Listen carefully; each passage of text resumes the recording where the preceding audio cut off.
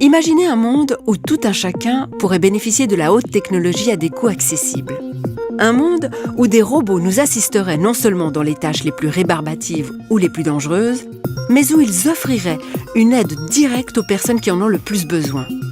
Des exosquelettes pour les personnes handicapées, des prothèses robotisées ou encore des assistants personnels pourraient devenir chose courante dans un avenir pas si lointain.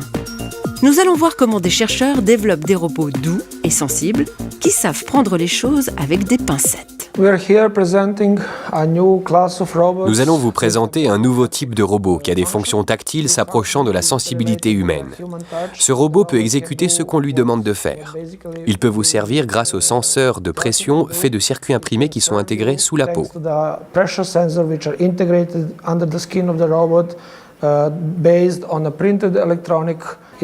Il peut être utilisé dans le domaine médical ou tout autre domaine où la relation homme-machine pourrait être souhaitée.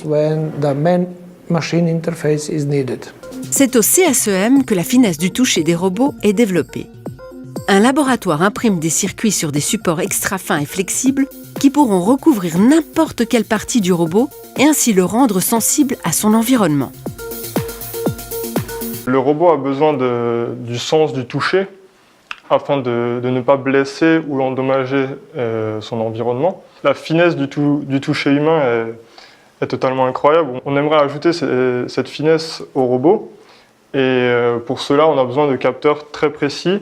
Ici, c'est le capteur qui a été réalisé, qui sera donc implémenté directement dans le robot. Ces capteurs peuvent avoir plusieurs designs et peuvent, grâce à leur finesse, être intégrés n'importe où dans le robot, aussi bien sur le bout des pinces, dans des doigts ou dans le socle, n'importe où cela est nécessaire.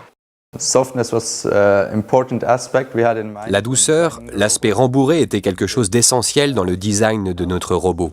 De cette manière, nous pouvons améliorer la sécurité d'utilisation du robot, que ce soit dans le cas d'un choc ou de manière à le rendre plus sympathique et engageant afin de permettre des interactions facilitées.